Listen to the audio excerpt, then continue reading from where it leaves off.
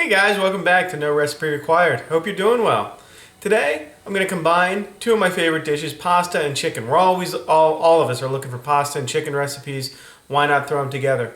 I'm going to go ahead and grill off just a chicken breast, lightly seasoned, and then toss it with some ravioli, some sun-dried tomatoes, a little bit of scallion, a couple other things. Let's go ahead and get to it.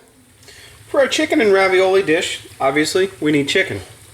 What I've done here is just grilled off a boneless, skinless chicken breast, and I'm going to go ahead and dice it up into little bite-sized pieces.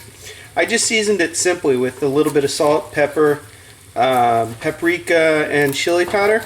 You know, you can use anything you want. Just salt and pepper is fine. You can also use leftover chicken breast meat. I think that's great. Obviously, you can do this ahead of time. I'm just going to go ahead and set this aside, put my water on the boil, add my pasta, and we'll start adding some other flavors.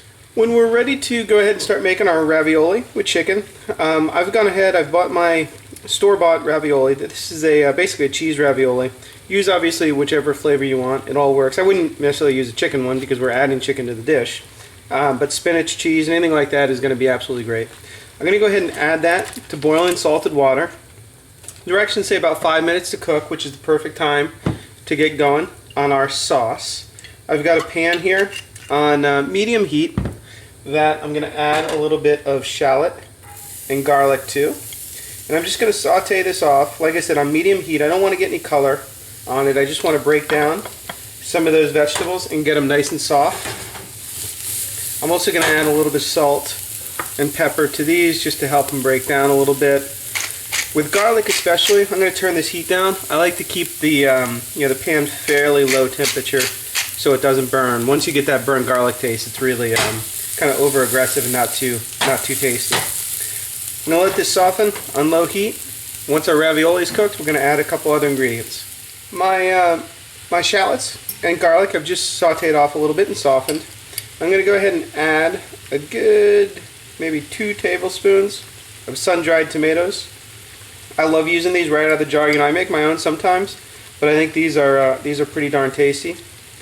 So I'm going to go ahead and add maybe a little bit more. Maybe that was 3 tablespoons of those sun-dried tomatoes. I'm going to let those come up to heat as well and just soften a little bit. And then we're going to add the pasta directly to the pan. My pasta is about a minute away from being cooked. I've got a little bit of red pepper flake that I'm going to add to my sun-dried tomato. I just like a little bit of that extra heat there, and stir that around. I think it gives a great flavor, great extra component to the dish.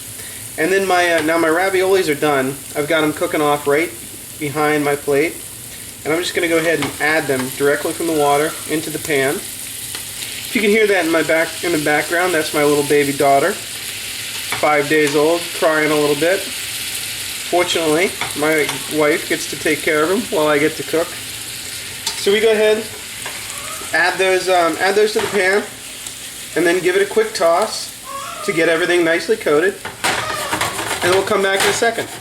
Once my raviolis have just coated and cooked down for probably a minute or so, I'm going to go ahead and add 2 diced shallots just to get a little bit of diced scallion in there to get a little bit of nice, beautiful green. I'm going to add, call it 2 tablespoons of grated Parmesan cheese, and I'm going to add my chicken back in there as well. Might be a little wet because we just added all that chicken, or a little dry, so add a little olive oil if you need to, and then just get all that tossed together. Let's take it off the heat, and we are, you know what? I forgot to add a little bit of lemon juice at the end for just a touch of acid in there. Let's toss that, and then we're good to go. Let's go ahead and serve. All right, here we are with our ravioli and grilled chicken. Just go ahead and serve a nice little serving size in your pasta bowl. You're looking obviously for a good balance between the pasta and the chicken. Then I like to give it a little garnish with some of that leftover Parmesan cheese. There you go, ravioli, grilled chicken. I'll see you next time. No recipe required?